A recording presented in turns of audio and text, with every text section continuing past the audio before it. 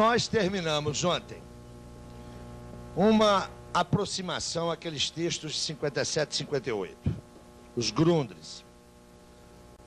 Chamamos a atenção de vocês para o fato de eles constituírem um ponto de chegada, uma síntese de um desenvolvimento, de uma pesquisa, de uma investigação de quase 15 anos, síntese essa que passa a se constituir numa espécie de ponto de partida, porque é dali para frente que Marx vai inaugurar, na sua trajetória intelectual, a sua década mais produtiva.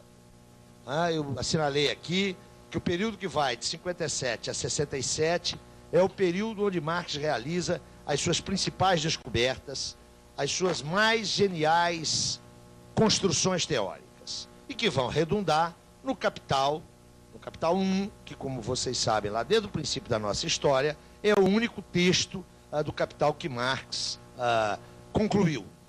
Também fizemos uma breve consideração acerca do caráter inacabado ou do caráter inacabável da obra marxiana, mas o essencial para a gente era assinalar que é ali, em 1857 58, que Marx, já com um domínio do seu objeto, né, ele já tinha uma larga elaboração acerca da ordem burguesa, daquela sociedade onde vige com dominância o modo de produção capitalista. É ali, depois de cerca de 15 anos de pesquisa, de investigação, que Marx faz uma reflexão a partir da qual ele pode retomar a análise que ele pretendia desde a sua primeira crítica a Hegel. Então, aqueles manuscritos de 57 e 58 são um repositório de observações, de notações e de descobertas fundamentais para a realização da crítica da economia política. Nós dissemos que, nos anos 40, Marx desliza de uma análise da sociedade do seu tempo que tinha um fundamento basicamente filosófico. Há um giro, ele vai a partir do seu processo de contato com os economistas políticos, a partir da sua inserção no movimento socialista, ele vai operar essa crítica de uma outra perspectiva, a perspectiva da crítica da economia política. Ou seja, o fundamento da crítica social de Marx é a crítica da economia política. E nós já sabemos que, do ponto de vista teórico, essa crítica é o conteúdo da obra de Marx. Chamei a atenção aqui para o fato de que, na ótica marxiana, a expressão teoria crítica é uma redundância. A teoria ou é crítica ou não é teoria. O que me interessa extrair hoje daquele monumento intelectual e teórico que são os manuscritos de 1857 e 58? Me interessa extrair a determinação marxiana do método. É ali que Marx chega ao domínio da perspectiva teórico-metodológica que lhe permite a análise da sociedade burguesa. Isso está condensado na introdução que Marx escreve em 1857 e que eu sugeri a vocês que lessem. É aí que aparece a configuração do método de Marx.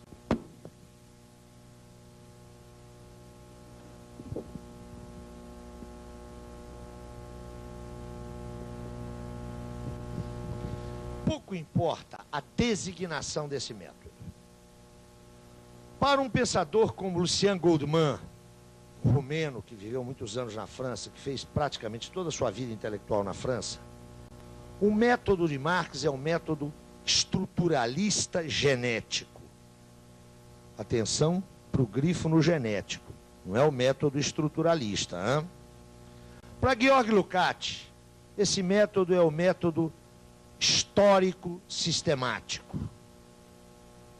Para outros, esse método é o método das aproximações sucessivas ao objeto. Marx, quando teve que designá-lo, caracterizou-o como método pelo qual há a elevação, através das operações racionais, do abstrato ao concreto. A designação, o nome desse método, é o que menos nos importa. Eu vou tentar hoje, sistematizando várias observações que fizemos anteriormente, sinalizar quais são os procedimentos mais significativos desse método. Eu vou começar sinalizando para vocês como é que Marx trabalhava. Depois eu vou dar um exemplo meio brincalhão e, na sequência, eu quero fechar um pouco indicando as categorias que são fundamentais para esse método. Eu vou começar sinalizando como é que Marx estudava.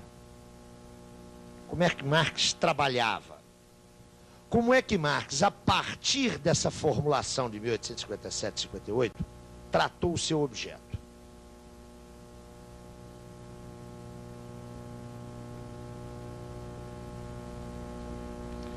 O ponto de partida de Marx é sempre um fato ou um conjunto de fatos. O ponto de partida é a expressão factual, é a expressão empírica, é a expressão fenomênica da realidade.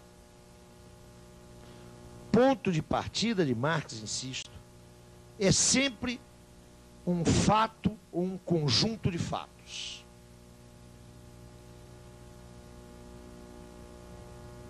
Insisto na ideia de ponto de partida, porque para Marx, o conhecimento, e agora estamos nos referindo estritamente a conhecimento teórico, o ponto de partida do conhecimento, sem o que o conhecimento é impensável, é alguma expressão fática, alguma expressão empírica. Marx não é um pensador para o qual os fatos não contem. Como nós veremos em seguida, Marx está nas antípodas do empirismo. Marx recusa o empirismo. Mas a recusa do empirismo não significa, de forma alguma, que Marx desconsidere a realidade empírica, a expressão empírica do real. E por que isso? Que para Marx, a factualidade, que é a aparência, que é a expressão fenomênica da realidade ou do real, conta, é importante. Para Marx, a aparência não é uma espécie de casca, a casca da maçã. Eu descasco e tenho a maçã. Para Marx, o conhecimento parte da aparência e a aparência é importante. Mas a aparência é o ponto de partida. Marx sempre insistiu em que se a aparência dos fenômenos revelasse a sua estrutura íntima, se a aparência dos fenômenos revelasse a sua essência, toda ciência, toda reflexão teórica seria desnecessária. Se a aparência revelasse a essência, bastava olhar, não é? Bastava deitar o olhar sobre a realidade e as coisas referentes ao conhecimento estariam resolvidas.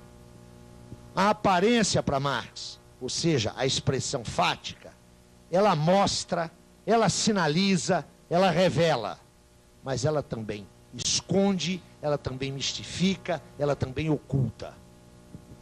Por isso, conhecer é para Marx negar a aparência, negar a factualidade, negar a empiria.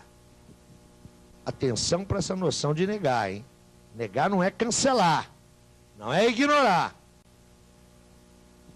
O conhecimento parte da aparência, mas ultrapassa a aparência, vai além da aparência. E esse ir além da aparência consiste nessa negação da factualidade. Eu queria insistir nisso por duas razões. Porque a descrição, a sistematização, a organização dos fatos, das evidências, da empiria e absolutamente importante para o conhecimento, mas não constitui o conhecimento teórico na ótica de Marx. Eu quero insistir nisso por essa dupla e simultânea razão.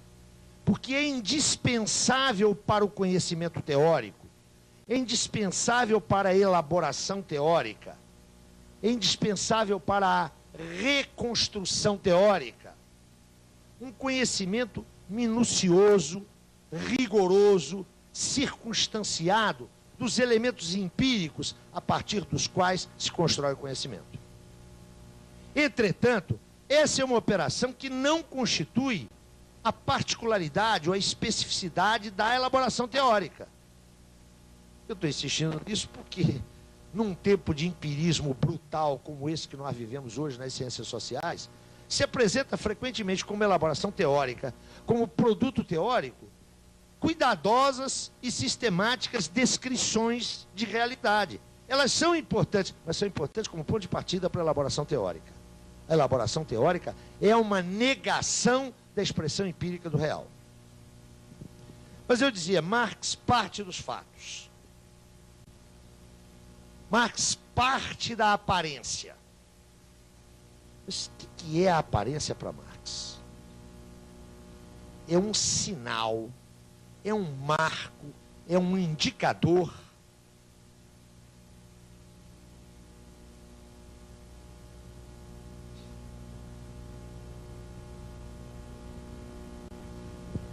de processo ou, eu diria mais exatamente, e processos. Factualidade para Marx.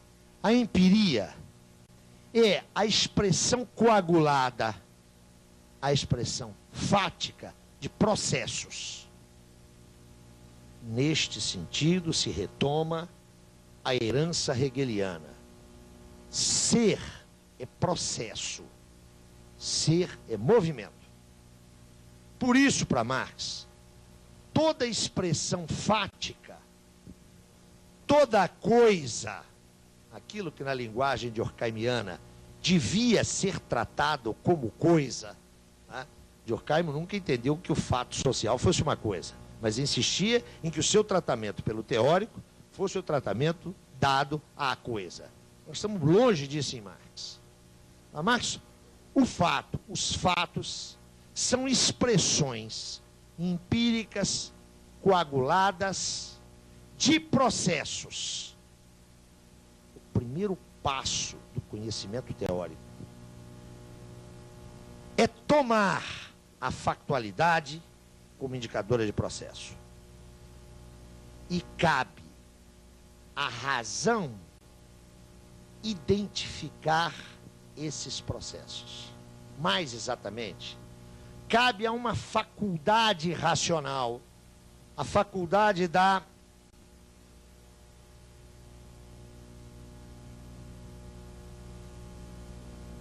abstração. Cabe à razão, num movimento de abstração, ir além da factualidade para a identificação dos processos que a explicam e a implicam. A identificação dos processos de que ela é a aparência.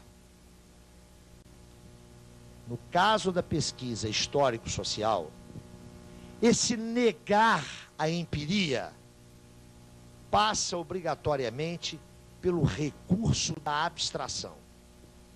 Sem processos abstrativos, sem a capacidade de abstrair-se do fato dado, é impossível a construção teórica. Eu queria que vocês tomassem cuidado com as palavras.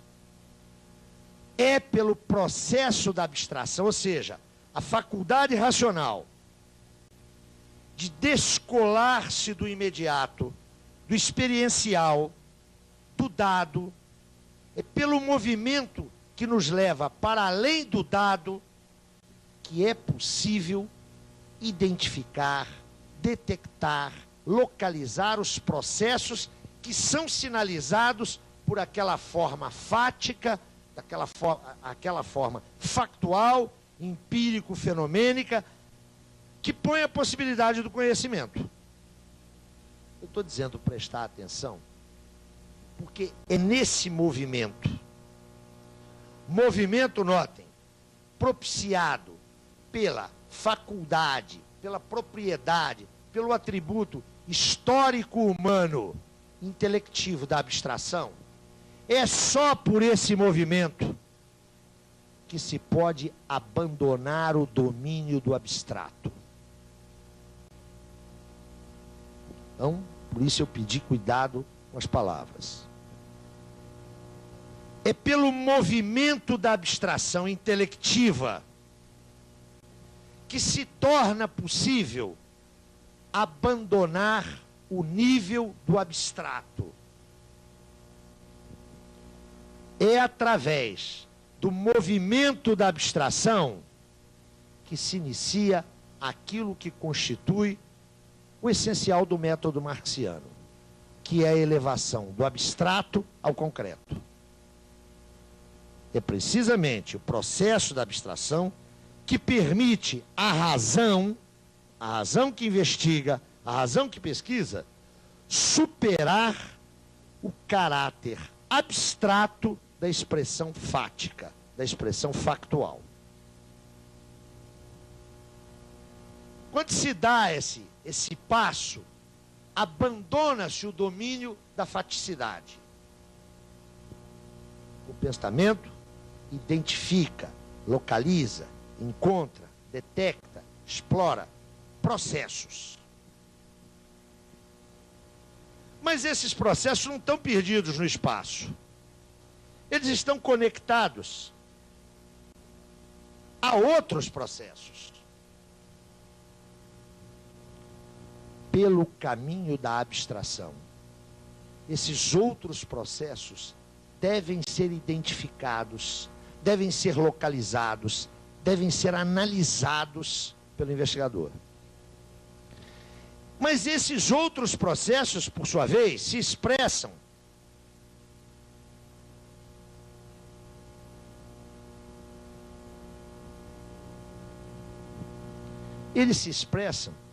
empiricamente, eles têm sinais fáticos.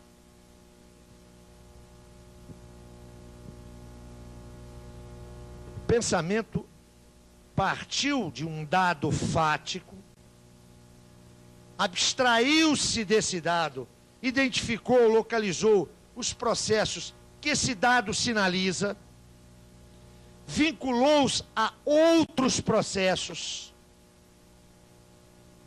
e agora retorna ao domínio da empiria. Identifica os fatos, os fenômenos, as formas empíricas que sinalizam esses outros processos. Identifica os fatos, os fenômenos, as formas empíricas que sinalizam esses outros processos.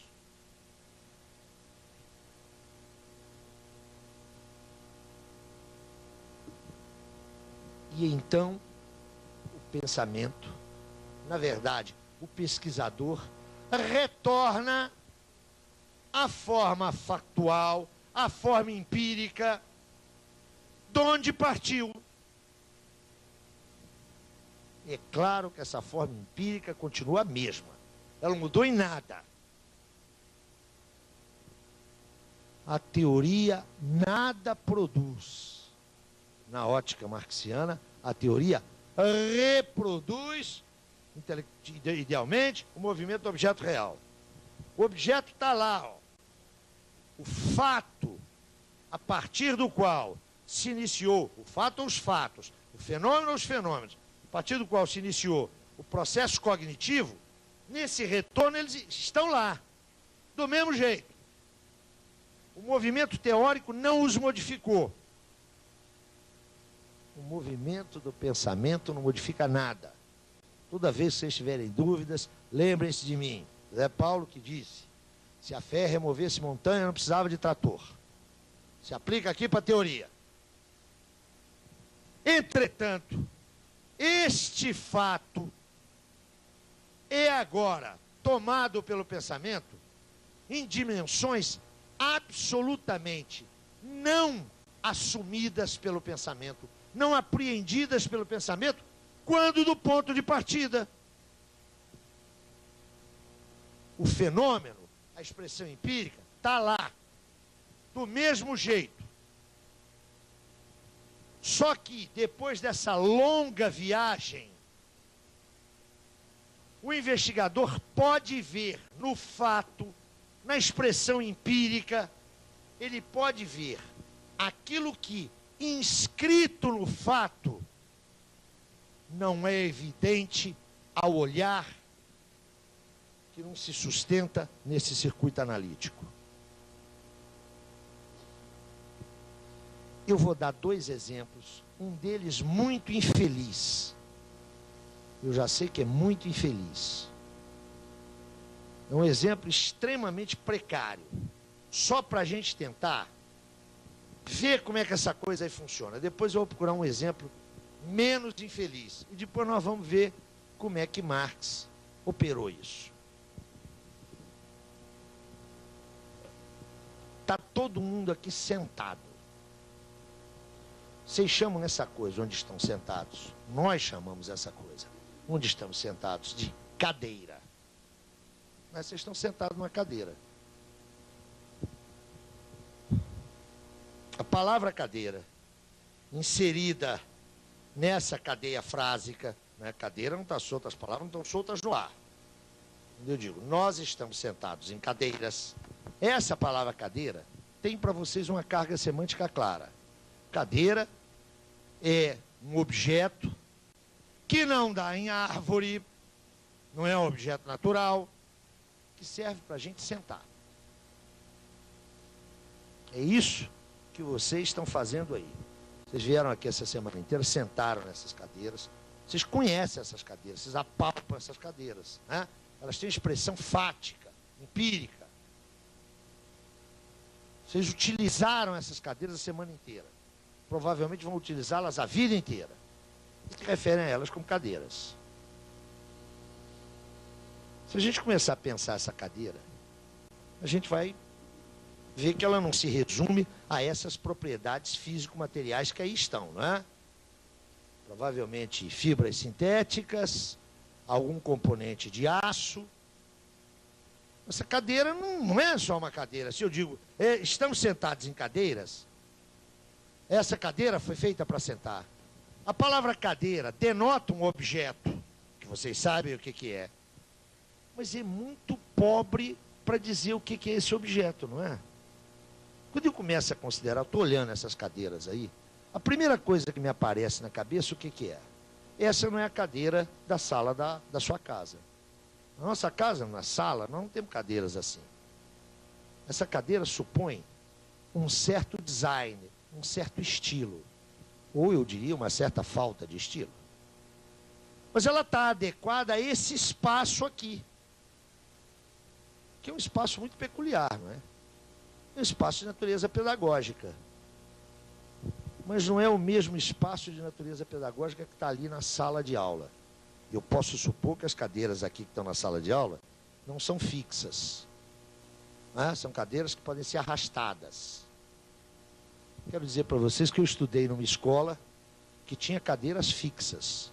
Elas eram chamadas de carteiras. Estavam atarrachadas no chão, igualzinho a essas. Então você sentava lá, você não podia modificar. Isso dá uma concepção da natureza desse espaço pedagógico, não é? Eu tenho um espaço pedagógico fixo, onde o aluno senta e não pode se mexer, mas eu posso ter um espaço pedagógico onde há cadeiras. Notem, a cadeira é a mesma, o objeto denotado em princípio é o mesmo, mas eu posso movimentar, eu posso colocá-las em semicírculo, em ferradura, em círculo. Isso denota uma função pedagógica desse espaço que é diferente de uma função pedagógica de um espaço onde as cadeiras estão presas no chão. Ou não é assim? Escuta, eu estou fazendo isso olhando essa cadeira aí. O que eu estou fazendo, hein? Eu estou negando essa cadeira, né? Eu estou me abstraindo. Isso que eu estou fazendo aqui é uma abstração. Eu estou saindo dessa cadeira. Eu estou me abstraindo do dado imediato. Eu estou pensando em outras cadeiras, estou pensando em outros espaços. Mas e a factualidade imediata dessa cadeira? Como é que essa cadeira chegou aqui? Ela foi comprada na loja ali, o cara que é o administrador desse prédio aqui, sentiu falta, foi ali, pediu ao Zé da esquina 400 cadeiras e pôs aqui? Ou isso implicou um processo de licitação, de concorrência? Isso aqui é um órgão público que tem que prestar, deve prestar contas dos seus gastos, da gestão dos seus recursos. Essa cadeira não chegou aqui do mesmo jeito que chega a cadeira na minha casa. Essa cadeira supõe um circuito institucional e comercial. Mas se eu me atenho às características físicas dela, essa cadeira é feita por um artesão numa oficina de fundo de quintal? Parece que não, né? Essa que aí está. Essa cadeira trabalha com materiais sintéticos. Ela supõe, portanto, muito mais do que meia dúzia de ferramentas. Ela supõe uma certa tecnologia. Aí provavelmente existem vários processos de trabalho com organizações diferentes. Seguramente aí há componentes que são derivados da indústria petroquímica, que tem um circuito de trabalho, que tem um sistema de distribuição de tarefas que é completamente diferente da parte da metalurgia que ela incorpora. Provavelmente essa cadeira é produto de grande empresa e não de pequena indústria. Nós estamos viajando, né?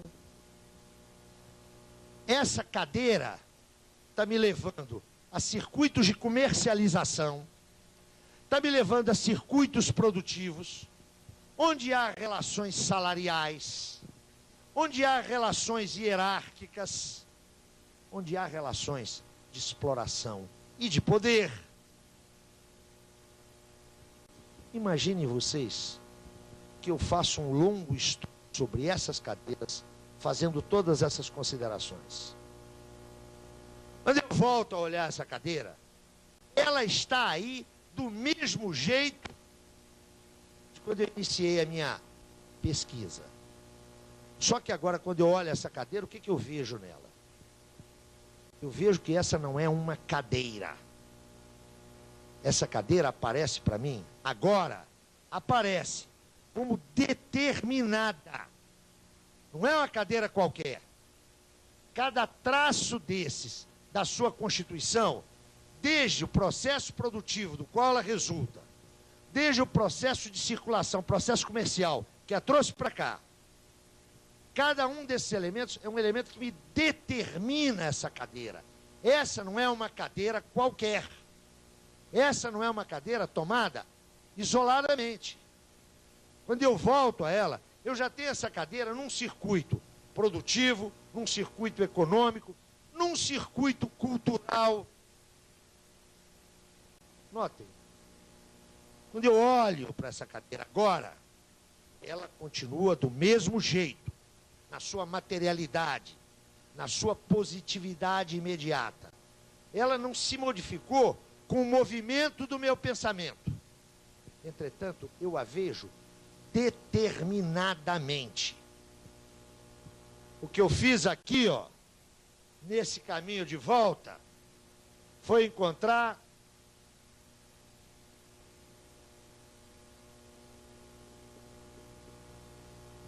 determinações. Investigação, pesquisa na ótica de Marx é a busca, é a procura das determinações. Vamos dar uma paradinha aqui? Qual que é a dificuldade com que o leitor se defronta quando está lendo o Capital? Pegou lá a obra, o Capital, e começou a ler. A primeira dificuldade que ele se defronta é a seguinte: a página 25 aparece uma, na ótica do leitor, uma definição de capital. Aí, né, o moço que aprendeu a fazer ficha, bota lá, abre aspas. Capital é uma relação social, fechou aspas. Aí ele decora aquilo.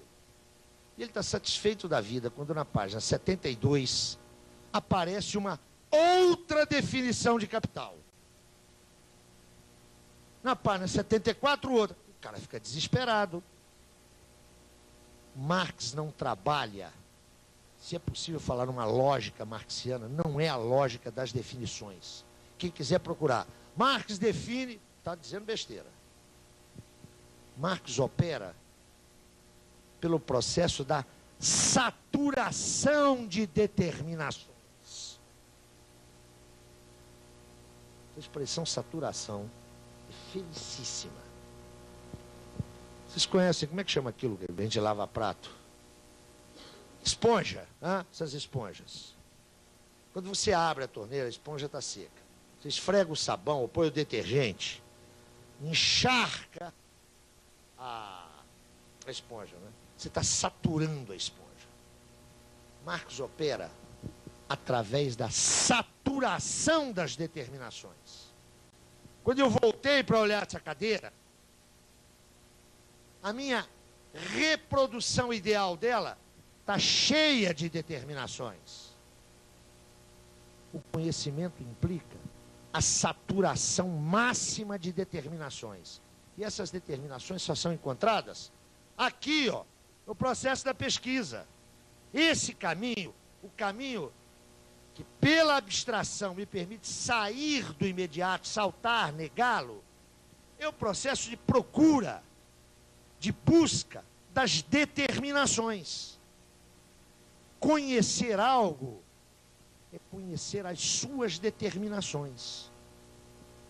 Determinações, insisto, que no contato imediato do pesquisador com o objeto, no contato com a evidência, com a empiria do objeto, não são visíveis. Os fatos nada dizem. Os fatos não são eloquentes. O teórico pode apreender a sua voz, que é inaudível na relação imediata. Aqui, ó, o que se faz é buscar determinações. O conhecimento é o conhecimento das determinações. Mas notem vocês que essas determinações são de múltiplas naturezas, de múltiplas ordens. Essa cadeira, eu insisto em que o exemplo é infeliz pelo objeto. Depois nós vamos ver outro exemplo. Essa cadeira, para que as suas determinações a constituíssem, essas determinações foram metamorfoseadas no processo de constituição real dessa cadeira. Passa-se de uma determinação a outra, não por um processo de soma, não por um processo de adição, de aglutinação. Há uma imbricação e uma mútua interação entre essas determinações. Encontrar as determinações e suas relações é buscar as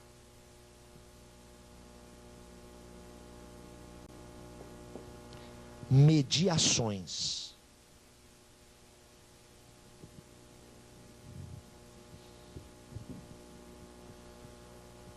Quando eu pego essa cadeira, me sento nela, transporto-a, limpo-a, apalpo-a, utilizo-a. A minha relação com ela é uma relação imediata. Essa cadeira se me põe, se me aparece como dada. Ela está posta, é um dado. Minha relação com ela é uma relação imediata. Médium, lá do latim, hein? Meio, intermediação.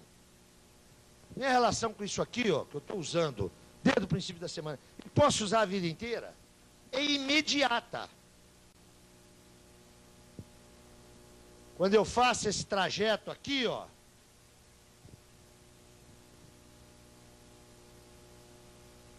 a cadeira já não se me põe mais como imediata.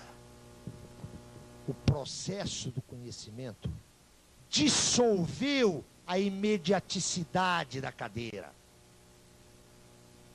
Mostrou o que ela é de fato. Ela não é um dado, ela é expressão de um processo. Conhecimento teórico é o encontro das determinações e a localização das mediações. Conhecimento teórico é a ultrapassagem do imediato. Conhecimento teórico, olhem para cá, por favor, é a elevação do dado imediato, que é o abstrato, aquilo que, dissolvida a sua imediaticidade, é uma síntese de muitas determinações. A síntese de múltiplas determinações, Marx chamava o concreto.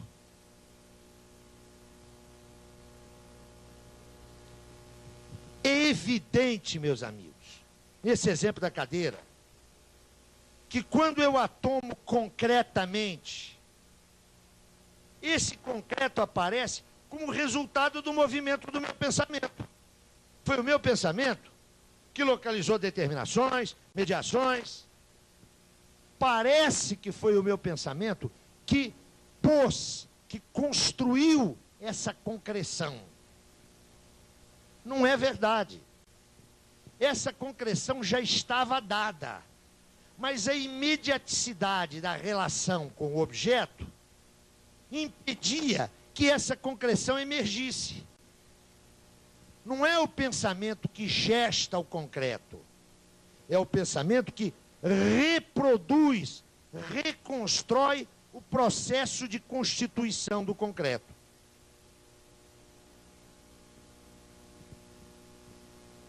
É por isso que Marx, algumas vezes, falará em concreto pensado. Esse concreto é produto do movimento do pensamento. Mas não é produto do movimento do pensamento a cadeira. Está claro?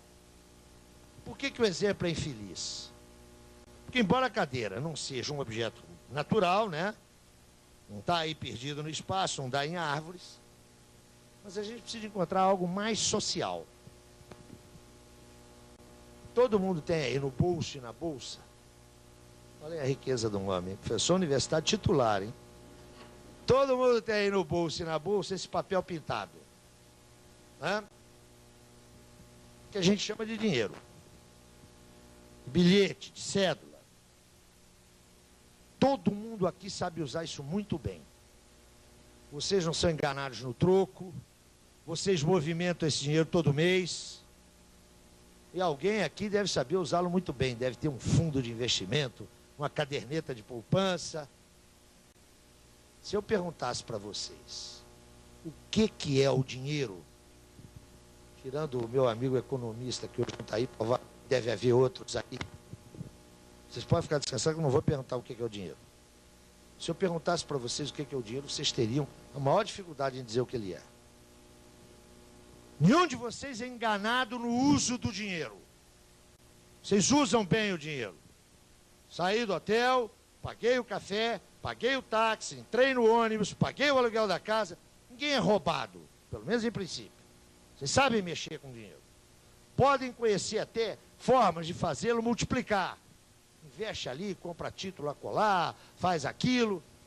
Notem, vocês manipulam, nós manipulamos muito bem essas folhas de papel pintado. Nós a conhecemos. O que é o dinheiro? O que são essas folhas de papel pintado? Como é que eu posso conhecer esse papel pintado?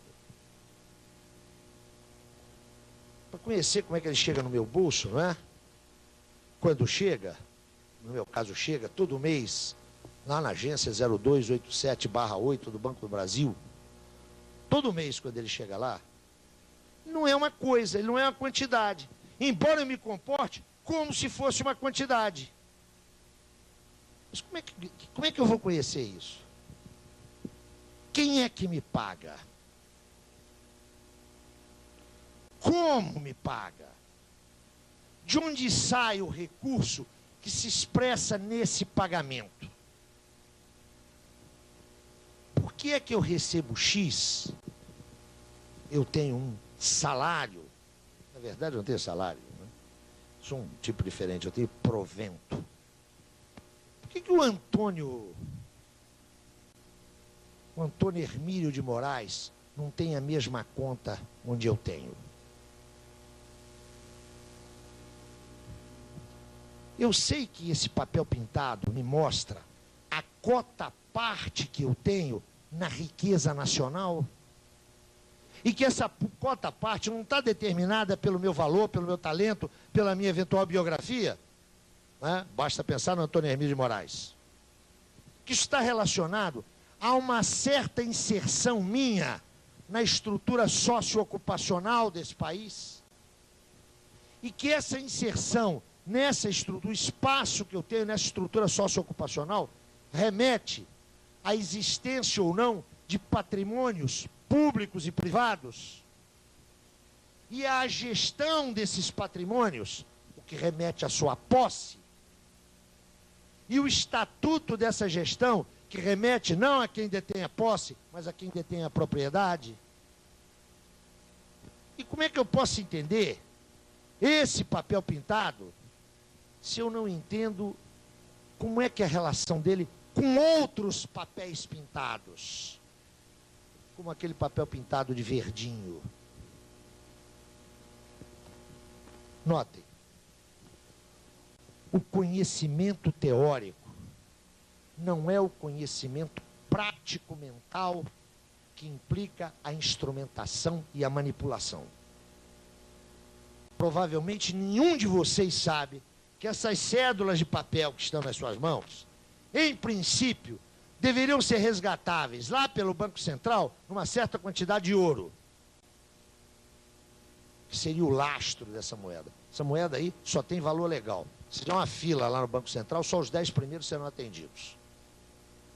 Vocês não sabem disso, mas vocês têm um trato prático mental que lhes permite uma perfeita utilização desse objeto. Vocês não o conhecem. Marx, quanto a isso, é muito claro com relação à prática social. Os homens não sabem, mas fazem. Você não sabe, mas faz. Aqui, ó, trata-se de sair da imediaticidade desse papel pintado, do circuito fático por onde ele passa, a bolsa de valores, o banco, suas outras expressões, o cartão magnético, e encontrar os processos através dos quais todo um movimento, todo um complexo sistema de movimentos encontra expressão nesse fato.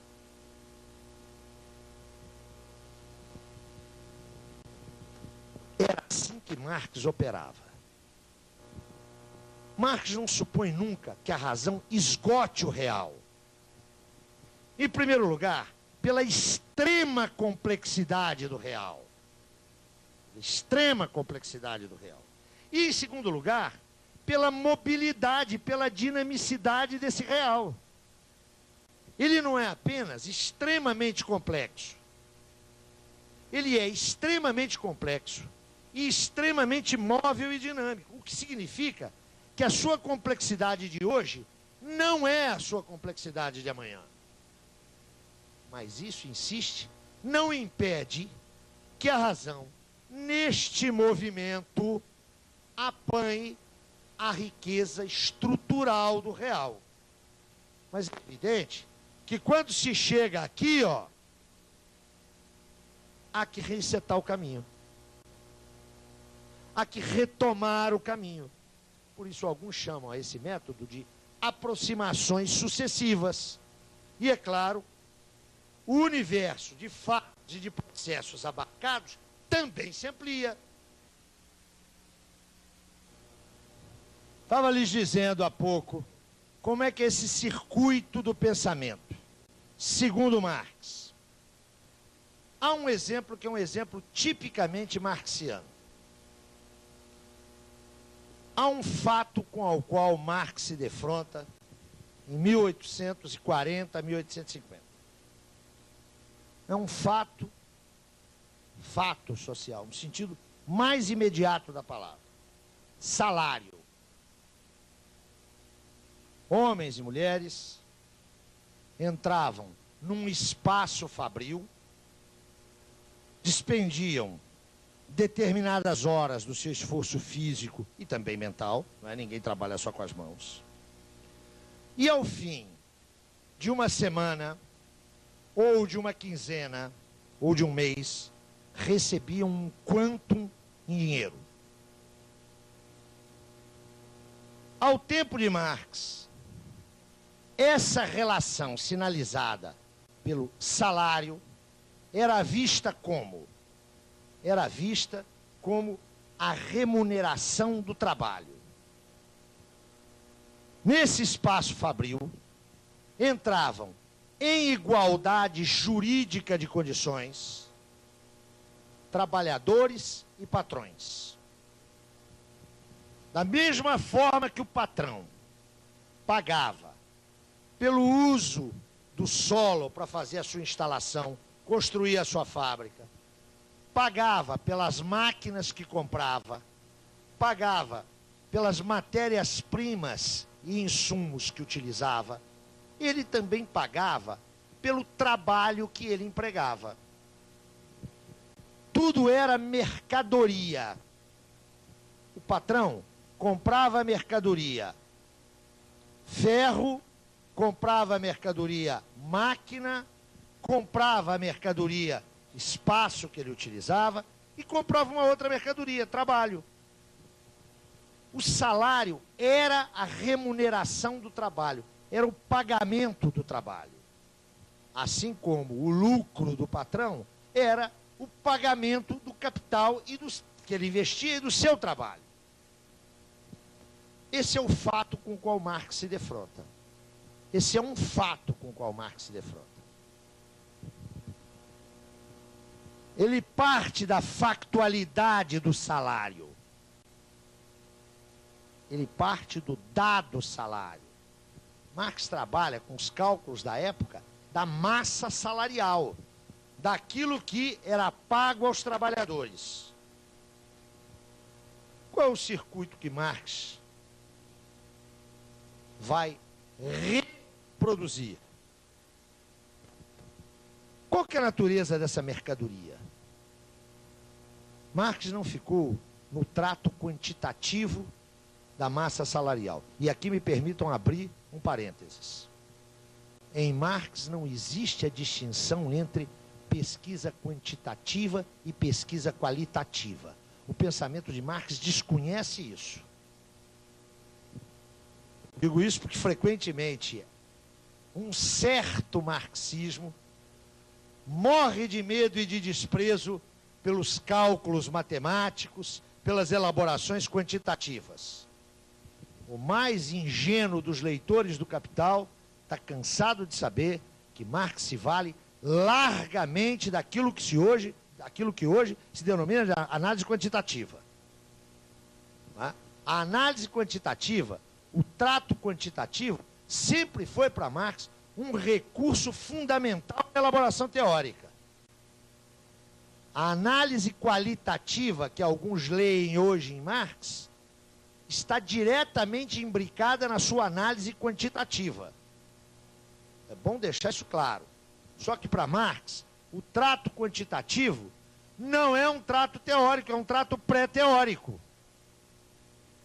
Ele é indispensável à elaboração teórica. Quem quer entender a dinâmica da ordem burguesa a partir da crítica da economia política, que é o único ponto legítimo de entrada nessa dinâmica para Marx, tem que dominar o seu conhecimento quantitativo. Mas isso não é análise.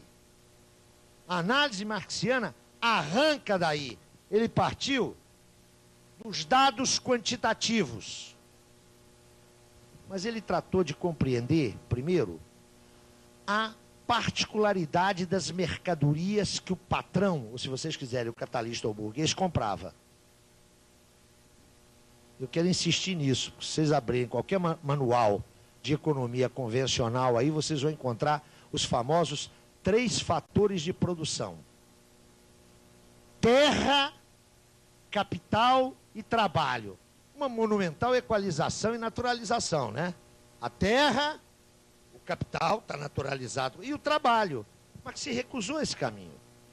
Ele tratou de pesquisar a natureza específica de cada uma dessas mercadorias.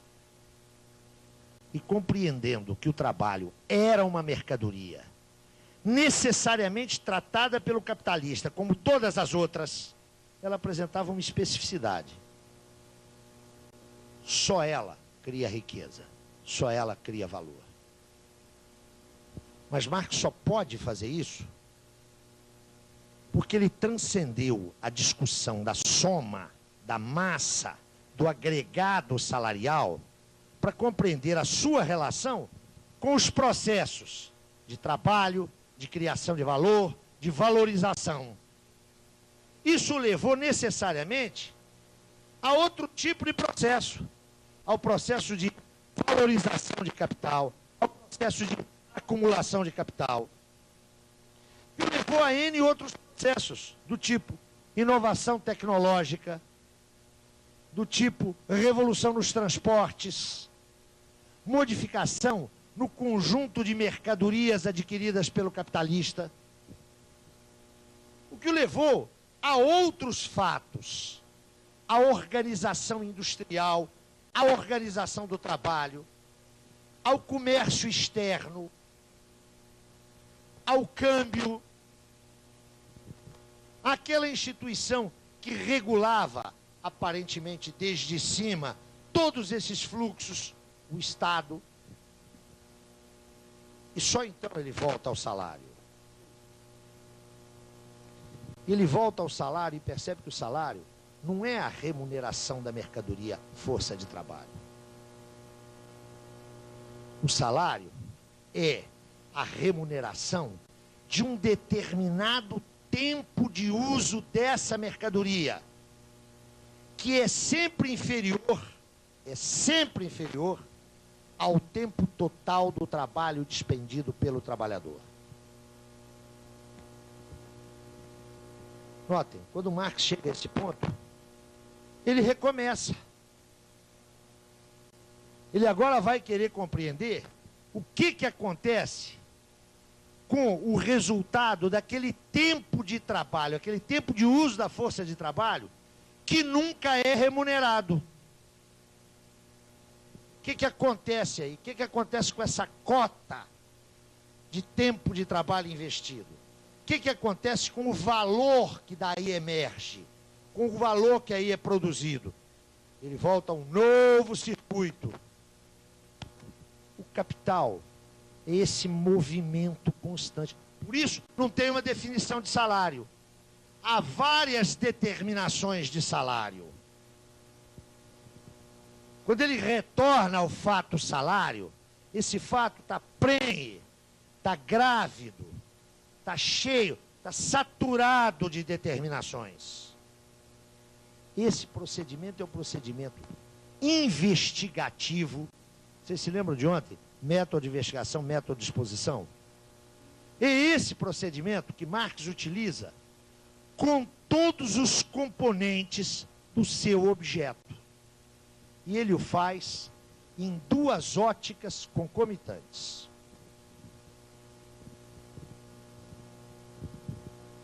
Quando Marx toma o fato, ele o toma numa dupla perspectiva.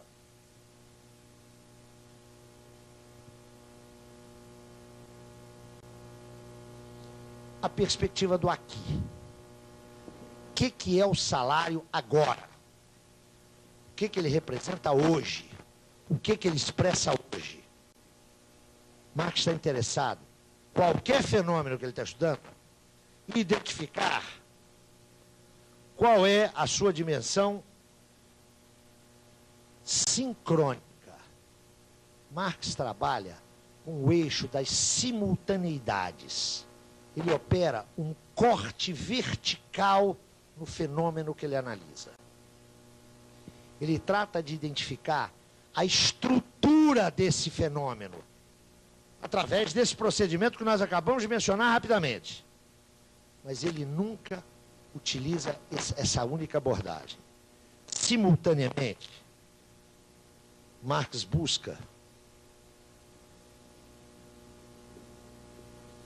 o seu desenvolvimento. Marx acompanha o seu desenvolvimento histórico. Marx, quando está tratando do salário, ele vai fazer uma viagem lá pela Grécia Antiga para saber se ali havia esse fenômeno. Não o identifica lá. Vai identificá-lo no Império Romano, mostrando que ele vai surgir primeiro no exército, nas hordas, entre os soldados romanos. Ele faz um resgate histórico, ele quer apanhar, notem, não apenas a estrutura contemporânea, mas o seu desenvolvimento histórico, a sua gênese. Marx trabalha não apenas no domínio da sincronia, mas também no domínio da diacronia, também no corte horizontal. E Marx o faz simultaneamente. Por quê? Porque para Marx, olhem para cá, a gênese, a origem, não coincide com as funções e a estrutura atual. Conhecer a gênese de um processo qualquer não me garante o conhecimento da sua estrutura contemporânea, da sua significação sócio-histórica contemporânea. Essa distinção é absolutamente importante, né? Por quê? Porque há toda uma série de fenômenos históricos que dispõem de continuidade, informações e em modos de produção diferentes. O fenômeno é o mesmo, mas a sua função, o seu papel, o seu significado social muda radicalmente. Vamos dar um exemplo simples. O mundo antigo conheceu a escravatura. A escravatura é das instituições mais sólidas dessa coisa chamada humanidade. O trabalho escravo é próprio do mundo antigo. Nos séculos 17, 18 e 19, se reinstaura a escravatura, especialmente nas Américas. Notem, o fato escravatura era o mesmo. A relação que o senhor de escravos detinha ou mantinha com a força de trabalho escravo era rigorosamente a mesma, era direito de vida ou de morte, na antiguidade ou na América nos séculos 17, 18 e 19. E, no entanto, a função econômico-social da escravatura moderna é radicalmente distinta da função econômico-social da escravatura antiga. O que significa, notem, que a pesquisa histórica, a pesquisa genética, é absolutamente fundamental para a compreensão da estrutura e do papel contemporâneos, mas em absoluto nos dá conta dessa função e desse papel contemporâneos.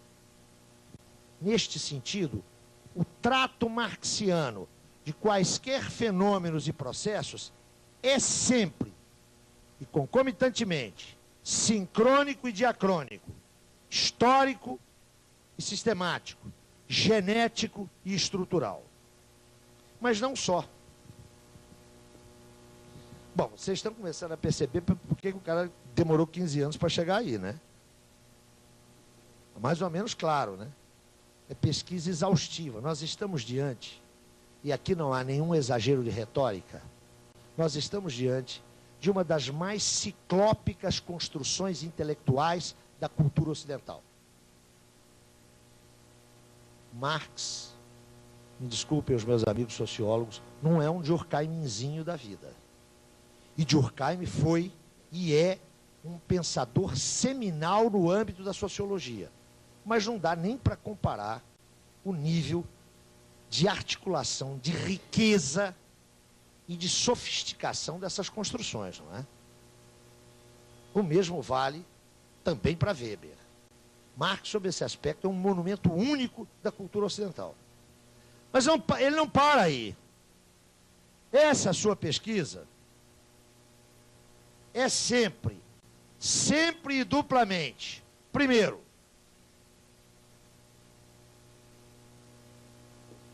nós já falamos disso aqui sob outra ótica.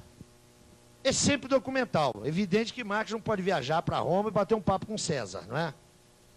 São fontes históricas. Mas essas fontes históricas valem também para a contemporaneidade. Quando Marx está discutindo a economia política clássica, ele está discutindo algo que lhe é muito próximo, em termos históricos. Ele está se valendo do trabalho daqueles pesquisadores.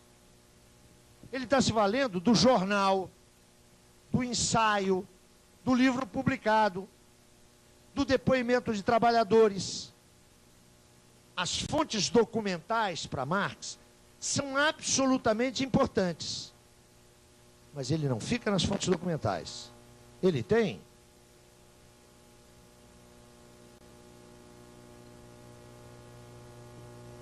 exame de realidade. Ele opera sempre nessa interseção de análise documental, de registro histórico e de confrontação com a factualidade. Ele opera sempre no plano diacrônico e no plano sincrônico. A monumentalidade da pesquisa marxiana, o investimento intelectual próprio dela, amplamente registrado no conjunto de manuscritos, e não apenas de 57 e 58, conjunto de manuscritos que Marx nos legou, quanto a isso, é mais do que eloquente. Foi um trabalho insano. Um trabalho insano. Agora, notem, por favor, nós estamos falando da investigação marxiana. Eu quero voltar sempre àquela distinção de ontem. É claro que a exposição que aparece no Capital não obedece a essa lógica. Do ponto de vista formal, não é? Foi a partir dessas descobertas, foi a partir desses registros, quando tinha a sua investigação mínima e provisoriamente concluída, é que ele começou a redação. Logo, a diferença dos manuscritos de 57 e 58 para o Capital, uma das diferenças, é que aqui nos manuscritos, você acompanha o processo de investigação, o registro, é um diagrama do laboratório intelectual de Marx. Lá no Capital você tem a exposição da pesquisa realizada. Nós estamos aqui nos interessando pelo método de investigação. Mas qual é o suporte de tudo isso? O que está na base de tudo isso?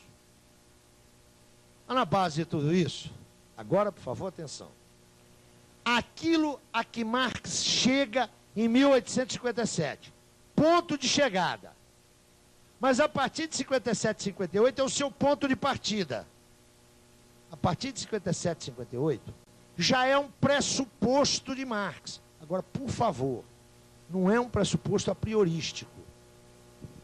Ele chegou a isso em 57 e 58. Ele conquistou, ele elaborou, ele processou isso. Agora, de 57 e 58 para frente, isso que já está processado é o seu patamar teórico-metodológico. Que patamar é esse? Vamos lá.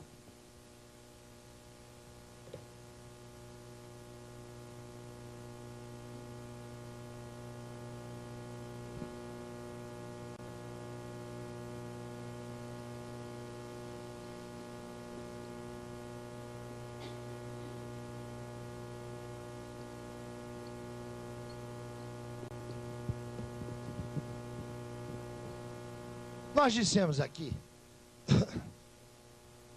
que o conhecimento teórico é a caça, a pesquisa e o encontro das determinações que constituem aquilo que expressa-se como fenômeno. Lembre-se, por favor, do exemplo da cadeira, do infeliz exemplo da cadeira. O que são as determinações? são traços constitutivos do movimento sinalizado pela existência empírica da cadeira. São traços, notem, traços efetivos, reais, que existem. As determinações expressam na efetividade do ser social, no movimento do ser social. Elas expressam formas de ser deste ser. Elas são, eu quero insistir nisso, determinações reais. É sempre bom lembrar que vocês não podem confundir o real com o empírico. A empiria é um nível constitutivo do real. Ela é a epiderme do real. Epiderme não significa que ela seja desimportante, mas é a epiderme do real. Pois bem, as determinações são traços constitutivos, são traços efetivos desse movimento que constitui o real. Isso significa, meus amigos, que mesmo que eu não os conheça, eles existem e operam. Mesmo que eu não os conheça, mesmo que a teoria não os reproduza, mesmo que a teoria não os reconstrua, eles existem. Daí a sua efetividade. O que a consciência teórica faz é apreendê-los. Como é que esses traços constitutivos são capturados teoricamente? Eles são capturados como categorias.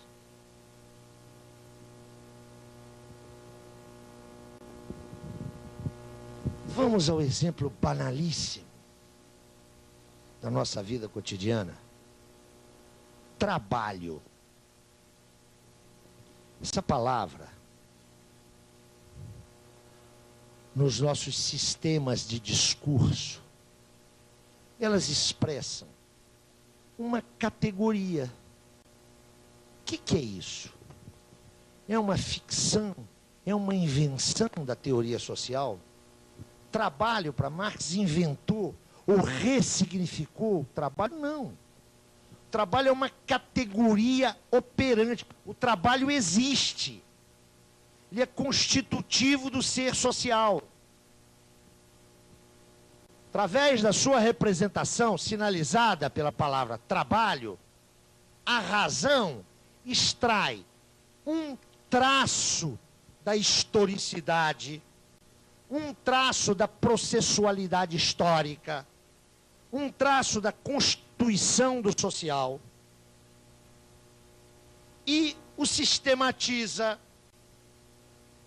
o organiza num quadro que reproduz o movimento desse social. Mas o trabalho não existe na cabeça do pensador. A categoria trabalho, enquanto categoria teórica, não é uma invenção da mente. Ela é o produto da análise do real pela razão. Isso significa que as categorias teóricas de Marx, elas não são produções, elas não são criações no sentido, notem, de que a mente, o cérebro, as engendrou. Não. Elas são a representação ideal de um traço efetivo da realidade. Nesse sentido, essa categoria trabalho e todo o conjunto categorial de Marx, na sua dominância quase absoluta, trata-se de categorias não pensadas como artifícios intelectivos para conhecer a realidade, mas como expressões ideais de traços efetivamente constituidores da realidade. São categorias ontológicas. É impossível elaboração teórica sem o recurso à categoria. Mas se eu me fiz entender ao longo das conversas de ontem e dessa de hoje, a categoria não é criada pelo sujeito que pesquisa. O sujeito que pesquisa extrai a categoria do seu objeto, porque ela é, nessa ótica, um traço constitutivo da estrutura desse objeto. Donde, por favor, a significação daquela observação que eu fiz anteontem. O teórico, o movimento teórico ideal para Marx é aquele onde o sujeito guarda em face do objeto a máxima fidelidade. Lembram-se? É a fidelidade de apreender esses traços constitutivos. Se expressam com o instrumento teórico das categorias analíticas. Mas essas categorias, atenção, não são artifícios. Elas expressam, para usar a expressão marxiana, modos de ser, formas de ser da realidade. Agora, por favor, uma observação lateral. Eu dizia há pouco que Marx se vale de uma ampla massa documental na sua pesquisa. Dizia mais, há 1 ou 2 dias atrás, que Marx era um materialista, no sentido do próprio caráter da teoria, no sentido de que nada que se passa aqui não tenha se passado ou esteja se passando aí. Lembram-se disso? Então, esse é o materialismo de Marx. Isso aqui, agora, por favor, atenção, só vale para teoria, hein? Nós estamos tratando aqui de conhecimento teórico. Também discutimos a ideologia, lembram-se? Lembram da discussão da ideologia? Quando a gente pegou o texto lá de 45, 46, olha, isso é um conceito crítico negativo. A ideologia não é uma mentira. Vocês se lembram disso? Por que Marx recorre a essa massa documental? Porque para ele, salvo 2 casos extremos, primeiro caso extremo, o da mentira intencional. Não é o caso da ideologia, hein? O caso da mentira intencional, da falsificação intencional da realidade, salvo nesse caso, ou num outro caso, de uma mente alucinada, alienada, doente. Quero dizer para vocês que Marx era um tipo muito atrasado, hein? Ele achava que tinha doido mesmo. Ele ainda não tinha se formado no Collège de France, que acha que não existe loucura, que a loucura é uma forma de segregação do diferente. Marx não, Marx é muito atrasado, ele acha que tem doido mesmo. Pois bem, salvo nesses 2 casos extremos, no caso da falsificação intencional e no caso da alienação no sentido técnico, para Marx, todo texto expressa a realidade. Mesmo o texto ideológico, mesmo aquele texto da falsa consciência, recordam-se? O que Marx vai dizer dos economistas clássicos? Vai pegar as categorias dos caras e dizer, olha, essas categorias, elas têm pertinência real. Mas dado o comprometimento ideológico desses pensadores com a constituição de um mundo novo, eles são incapazes de reconstruir o condicionalismo histórico dessas categorias. Para o economista clássico, a propriedade privada dos meios de produção é natural. Não é a categoria que é enganosa. O que é enganoso é supor que essa categoria é uma categoria supra-histórica.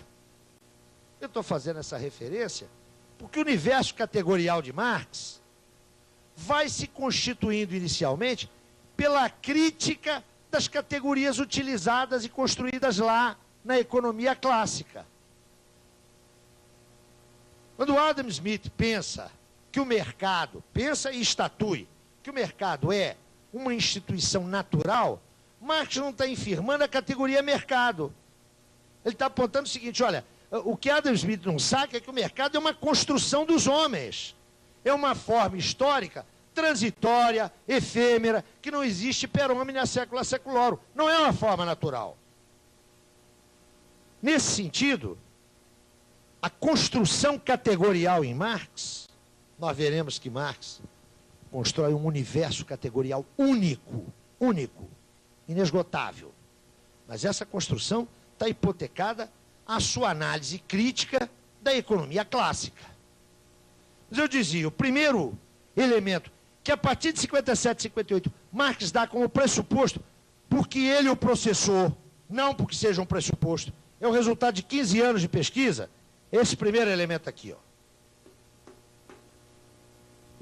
Pesquisador tem que dispor de um arsenal categorial que lhe permita aquele movimento que a gente viu lá. Aquele movimento de ascensão do abstrato ao concreto demanda a utilização categorial. E por quê? Nós já vimos isso ontem, né? Por que a gente pesquisa? Ninguém começa a pesquisa do nada. Ninguém começa a pesquisa sem estoque crítico anterior. Seja um estoque crítico insuficiente, seja um estoque crítico considerado falso, mas parte dele. Marx parte da economia política clássica. Mas o segundo elemento,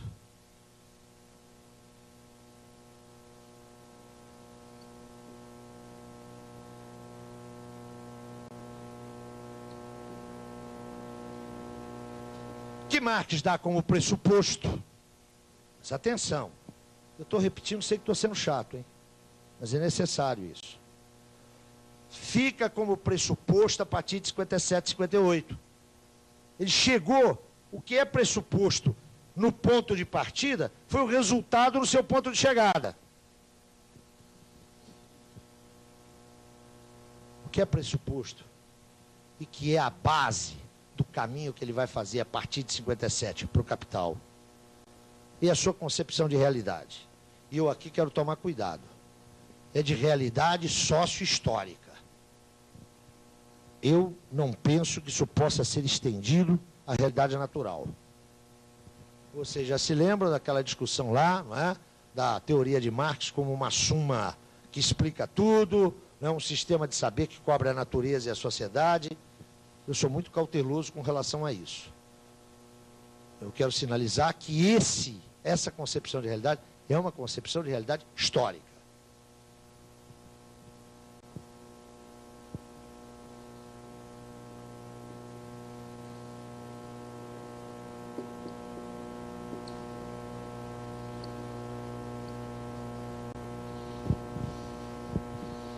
A realidade para Marx tem um caráter dinâmico processual. Temos que tomar muito cuidado para não banalizar essa afirmação. Uma das heranças da modernidade, isso vai percorrer o pensamento todo do século XIX, é a concepção da realidade histórica como movente. Não é isso que caracteriza Marx. Isso caracteriza todo o pensamento social da modernidade. Portanto, quando vocês estiverem dando aula e dizerem para os alunos de vocês que a realidade é dinâmica, vocês estão dizendo uma obviedade, no fundo isso não significa quase nada. Nem os positivistas mais ortodoxos supunham uma realidade estática. Lembro para vocês que é de Comte a tentativa de pensar a sociologia numa dinâmica e numa estática sociais. Dinâmica. Dizer que o social, que o histórico, é uma estrutura movente não significa coisa nenhuma. É muito pouco determinado. Estão vendo a importância das determinações? Isso aí não significa nada. Assim como não significa nada, a gente vê nos manuais de serviço social, e não só, né, de pedagogia, uma profissão a serviço da transformação social. Não tem ninguém aqui que seja contra a transformação social. O Inocêncio de Oliveira é a favor da transformação social. Claro ou não? É claro que é. Para você saber o que é isso. Então, afirmar aqui, Marx tem uma concepção da realidade como movente, dinâmica, em movimento, processo, não significa nada. Todo cientista social da modernidade pensa assim. O problema está na natureza e no sistema de mediações desse movimento. Em Marx, essa dinâmica é uma dinâmica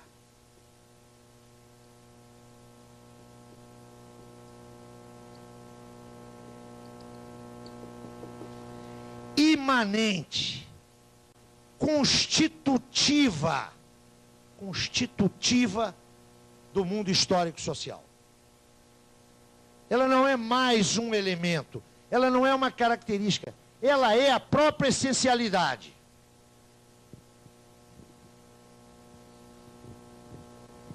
Ela é a própria essencialidade. E ela é determinada por quê? Qual é o centro desse dinamismo?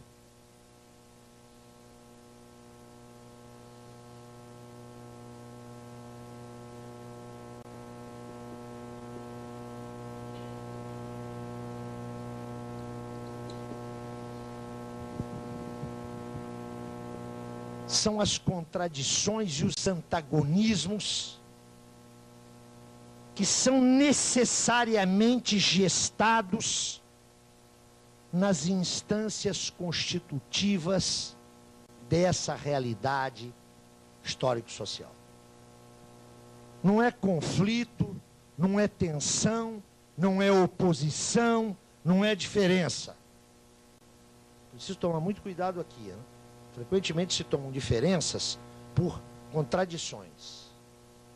O que move a realidade sócio-histórica, o que lhe dá essa dinamicidade, são as suas contradições e os seus antagonismos. Mas isso é pouco. É preciso apreender qual era a natureza dessa realidade com a qual Marx trabalhava.